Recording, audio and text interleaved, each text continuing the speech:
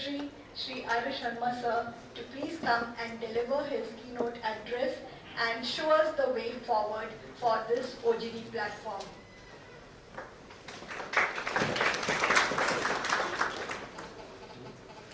Thank you, Alga ji. Good morning, friends. I'm sorry to be late because I was held up in a couple of meetings, so I could not come. And I don't know whether at this point of time my intervention is really required or not, because you have travelled a lot of journey already. My colleague, Additional Secretary Saab, Joint Secretary Nita Verma ji, and Mr. Rastogi, Alka Mishra ji, all the data controllers for various department and ministries. It's really, first of all, let me congratulate you, because Nita ji just now told me that now in the last couple of years India has moved up on the ranks of open data initiatives, and now we rank 10th in the world. Is that correct? So that's really a great thing, because on many other parameters we normally rank 10th from the bottom. So this is really one of the good things which we have achieved, and I think all the credit should go to the efforts of people like you and Nita ji and NIC and other people who are actually sort of spearheading this initiative of creating this open data platforms.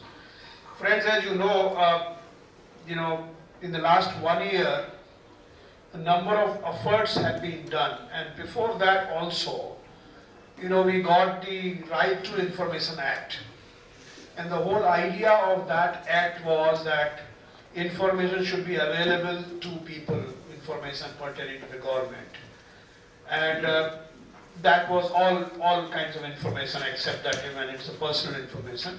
Every public information, even the societies which are being funded by the government, the information should be available. And Section 4 of Right to Information Act mandates that all the information which which pertains to an organization, you should try to put it on the internet, on the web, so that people do not have to make RTI application, they can get the information directly to them.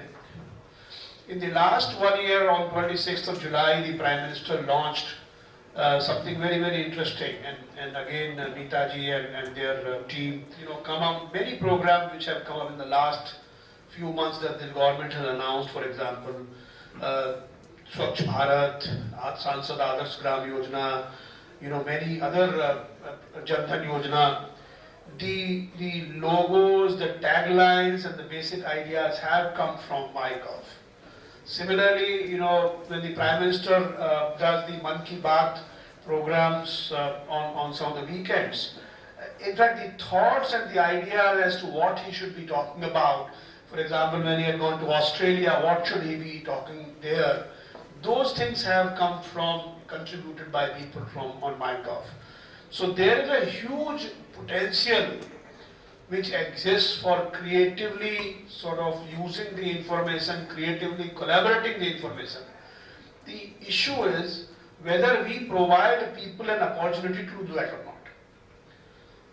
DataGov is also an initiative where if you put your data relating to the transactions, relating to status, relating to other kinds of data, then that data can also be analyzed, and actually a lot of value addition can be done on top of that data, and applications can be created which ultimately benefit the people.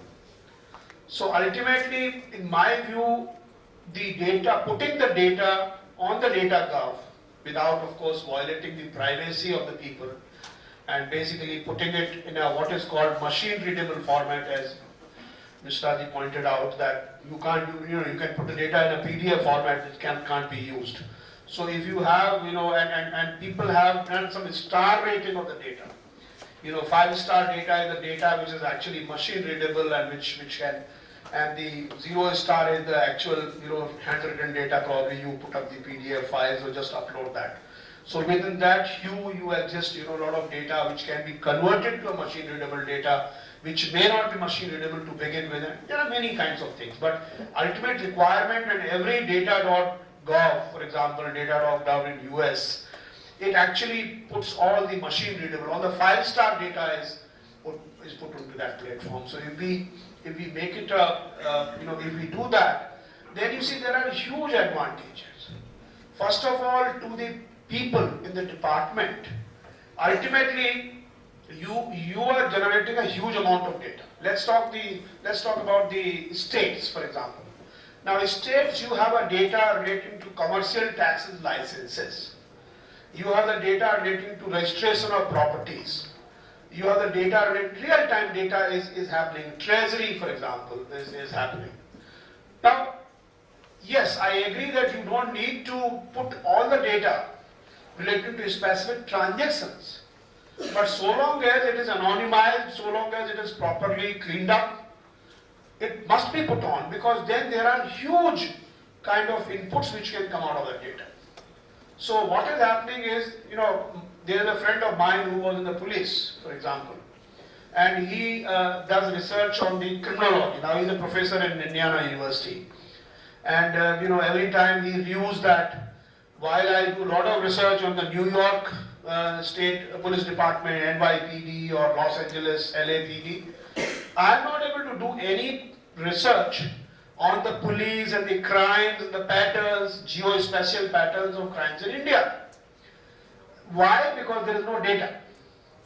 So there are many researchers actually who are not able to do any meaningful research because of the lack of data.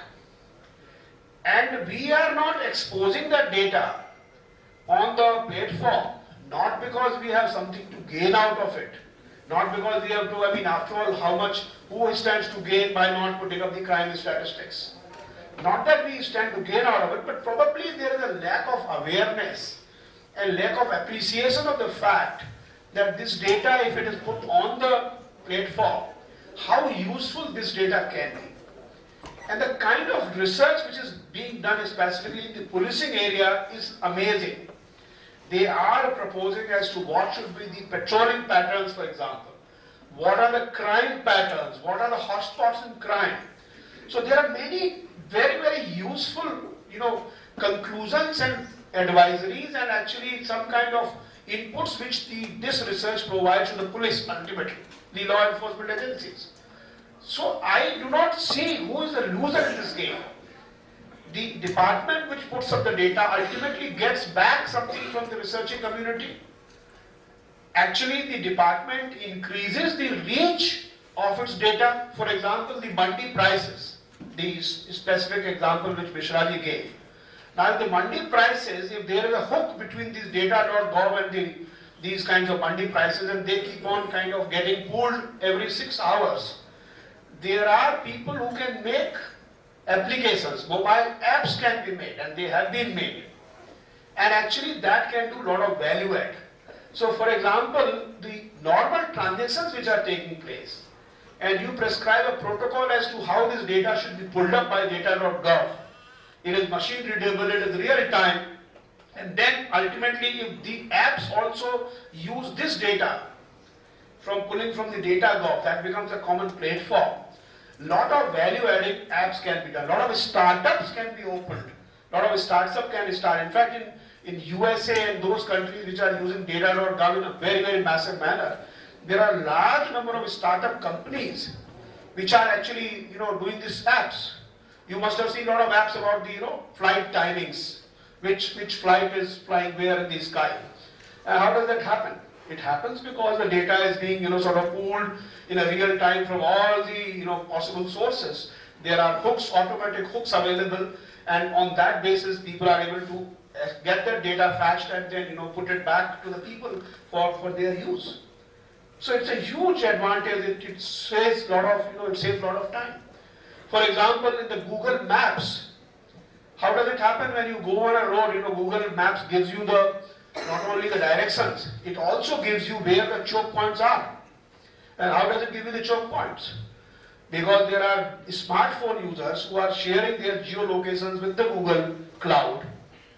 And it actually intelligently, in a big data analytics, it knows that from place X to place X plus 3 meters, if the guy is taking 5 minutes, which means there's a traffic jam. And therefore immediately it is able to give back to the people the information which they can use for decision making in real time. So there are large number of innovative usages of this data which can be made, which do not harm anybody. It benefits everybody. I mean, who is being harmed? Maybe there is a guy who says that my location or my continuous location must not be known. Obviously, he is free not to share that with Gmail, Google Cloud, which is fine. But this kind of crowdsourcing of data, now these platforms obviously provide a very good method of sharing the data. But nowadays, the private companies are making apps on the basis of the data shared by their customers. So, for example, even the Truecaller or various kinds of applications which are happening, you are seeing on the mobile, they all do this kind of crowdsourcing. First of all, you say in lieu of getting this information, I am ready to share this information. So you share some information and you get some information back, and that's the business model of these companies. So this may be a little diversion, but essentially the point which I am trying to make is that if we all consciously decide as to which are our data sets, which can be real-time anonymized and shared on this platform, this is something which will be good for all of us.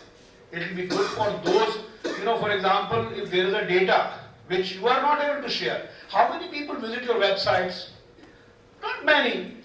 But if you put it on the platform, maybe this information again plows back to you, and therefore your accessibility and your reach increases. And that's what every department wants. Every department wants that what I am doing, if people get information of that, people use that information to again improve my efficiency. Why not? Ultimately, all these agriculture price marketing committees exist for providing good prices and good kind of prices to the farmer for their produce. And a farmer should be able to get the information in a real-time manner as to what are the mandi prices for various commodities he produces. And if this channel, rather than going to every mandi, and every mandi, he kind of, logs on, and then finally, searches the various kinds of drop-down boxes, makes a choice, creates a selection. Rather than doing that, if somebody is aggregating that data and somebody is providing a mobile app to him saying that, friend, you live in this area, I will give you the mandi prices of this area, and generally you are interested in this commodity, I will give you the price of this commodity only. So he is able to customize the data after fetching it from there and push it back to the citizen as per his requirement. Then it increases the value of the data. So my request to all of you, the data controllers, and as Tapan was saying that he wants to redesignate all of you as data directors. Whether you like it or not, I don't know what the consensus is. Maybe one can have in this. So, but what I'm saying is, friends, every one of us, if we realize that this is in the national interest to really, share this data on this platform. And you see, this is also very interesting. When you share your data on your website, the person who is seeing the data on your website, he will have to come to your website and actually get the value of the data. But if you are sharing it on a platform, then there are cross-sectoral data connections which can be made. And not only the data related to, let's say, weather, and data related to crop intensities, and data related to rainfalls and other kinds of prices, they all can be combined. And as you know, the real creativity happens not in one sector per se vertically. The real creativity happens at the intersections of two sectors. So therefore, maybe this data which is coming up various individual sectors, if the data can be horizontally combined, horizontally connected, and something worthwhile can come out of it, we should certainly, try to do that. We should also be aware that a new field of big data analytics has emerged, and this is really one of the very, very exciting areas which is happening. And I was reading a book on the big data, and you'll be surprised to know the kind of usage to which this big data can be put are phenomenal. Kind of lot of stuff can be done out of that. Lot of business models can be done out of that. So I think we need to be conscious of this fact that today computers have a huge power of computing, of analyzing, of creating all these dashboards, creating all these visualizations of the data, and visualizations can help us in decision making. So there is a whole range of applications, activities which can be done and which will ultimately benefit our people. What I think is that we need to create this platform. These platforms have one problem, which is what I have realized. You create a platform and then you tell the people, you come on the platform and do it. Now, people don't know how to come onto that platform. So there is a disconnect. I think that what we need to do, every time I have a data, okay, I want to publish on platform, bataiye mujhe kaise publish karenge, then every time you connect. That should not happen. If there is a website, if there is a transaction which is happening, somehow we can provide an automatic connector, automatic converter. Then you see the rest, life is easy. You don't have to bother ki ye aaj gaya ki nahi gaya. Jaise ki aap, when you are saying 6 months, 6 hours, you are able to get the data push mode or pull mode, whatever mode. This kind of thing we need to do, and our team of the open data, it should work, one after another depending on the priority. You should create some team, which should be an onboarding team, which should essentially be able to onboard this data. And now you are offering this data as software as service, you are having all the cloud, multi-tenancy, all these great things which are happening today. I think what is required is you should go from department to department, from state to state, and state largely because state has a lot of transaction data which can be used hugely. So there you should go and you should be able to sort of find out the basic how they onboard. So once you onboard them, wherever like ETAL for example. Now ETAL is we are just fetching the data automatically. Nobody is now working. Transactions are happening, but the information about these transactions is being captured on that ETAL platform. Similarly, as the transactions are happening, this transaction should automatically get onto this platform. That kind of systems we should develop, then it will become, it will be one-time mehnat. But after that one-time mehnat, everything will become, very, very smooth and regular. And I think that is what we should be, preparing, so that in the next, let's say 6 months, 3 months, we can have a target that during this period I will onboard these type of people. SIOs, our SIOs of NIC can provide a lot of inputs as to which are the departments in the state which are actually the good candidate for such kind of big data where a lot of applications can take place. If you want to have a hackathon or if you want to have a policy consultation, probably this should be one area. Maybe you can put it on MyGov, saying that, okay, we are now having an open data platform. Now we want to know which are the data which the business community or the developer community or the startup community would like to have on a real-time basis from the states, which can be used and on which they can create applications. Probably you will get some thoughts. After those some thoughts, you can now connect. Now suppose you connect with commercial department of a state A. Broadly, the business logic of commercial department of a state B is also the same. So then you will have an experience, okay, this is how I connect. Then I go to another state and this is how I connect to the other part. So I think this way, and then the application developers also, they can develop application pan-India and they can, depending on the data which is available, they can continue to have this kind of thing. Also big data analytics can also help the policymakers, not only providing some research inputs, but also providing inputs about their efforts. For example, if you analyze transactions, this 80-20 rule applies almost everywhere.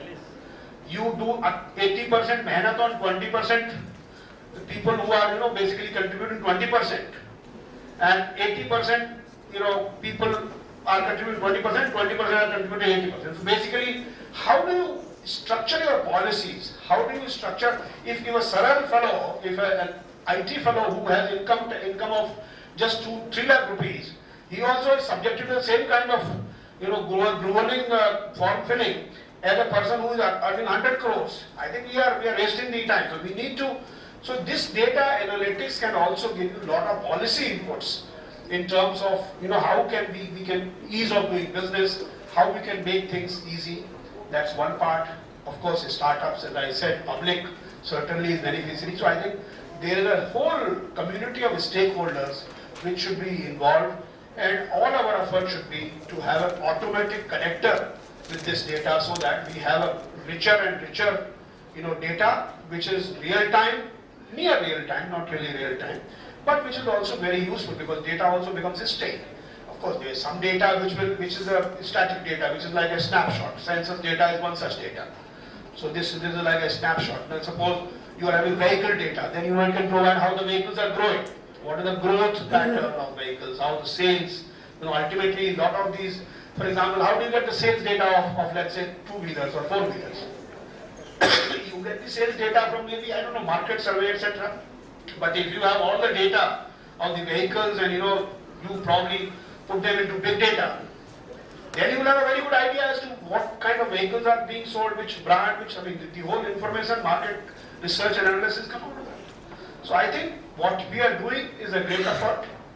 Where we have reached is really very good, top 10 in the open data movement.